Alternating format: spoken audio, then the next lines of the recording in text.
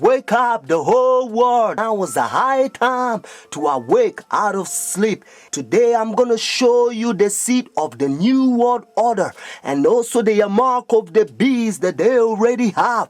All they have to do is enforcing their law.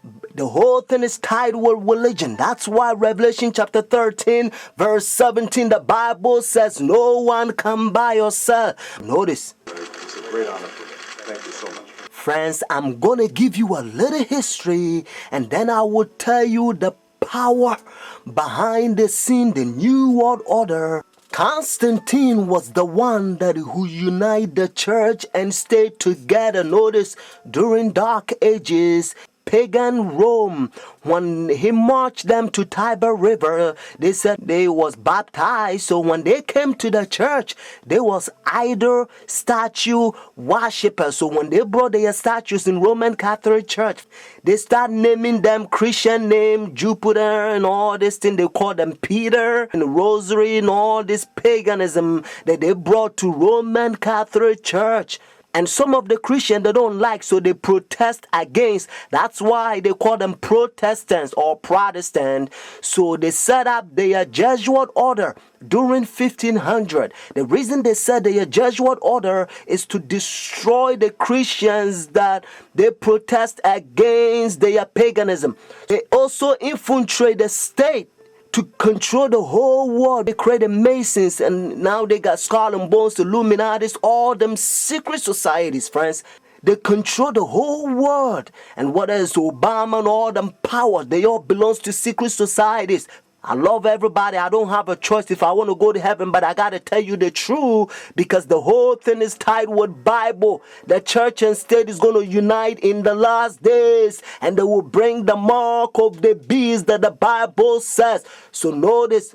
You came from circumference I did, your old country. Yes. And it was successful. Successful? You have some decisions. It's not so easy, Mr. Morrison.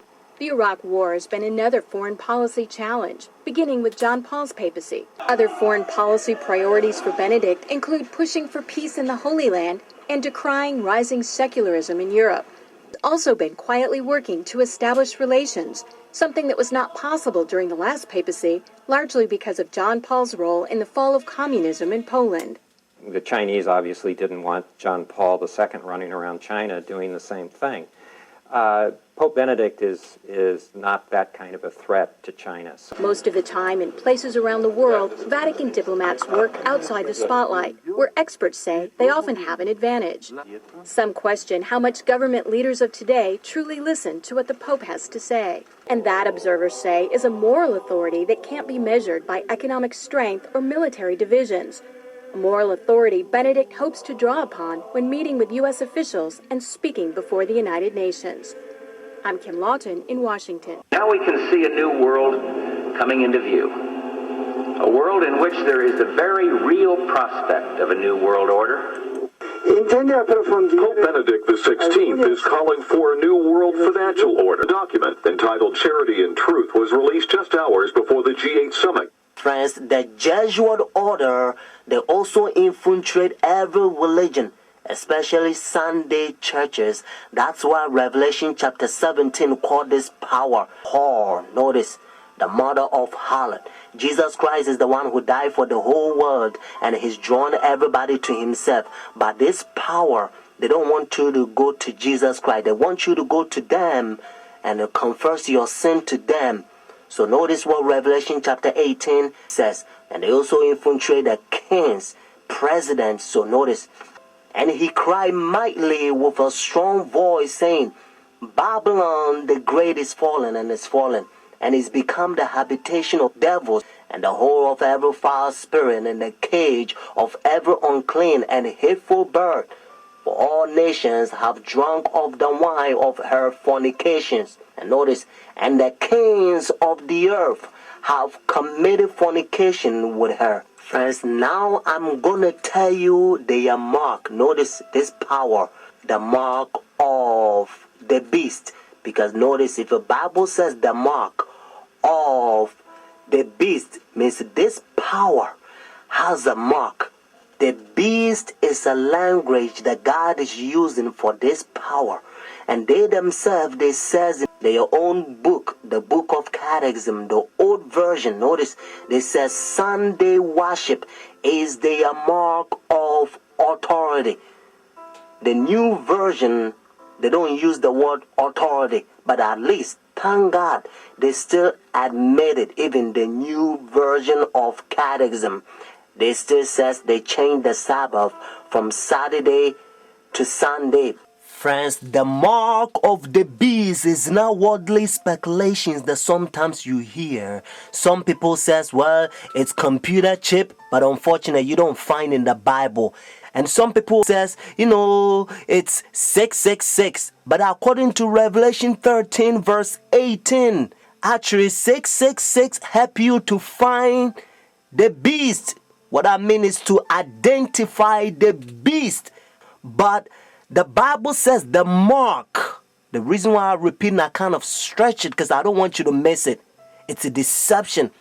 Notice the mark of the beast. It's clear. It means the power, the beast has a mark to change the Sabbath from Saturday to Sunday. But unfortunately, Sunday churches, they adopt Sun worship day for so many years. They don't want to get rid of it.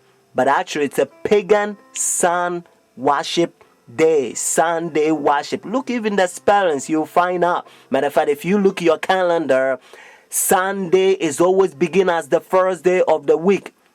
Unfortunately, they will skip, and some people, they don't know, they will count Monday as the first day of the week, because according to Revelation chapter 12 verse 9, the devil will deceive the whole world. So it's a deception. So a lot of people, the devil, he's in the process blinding the people, including the Christendom.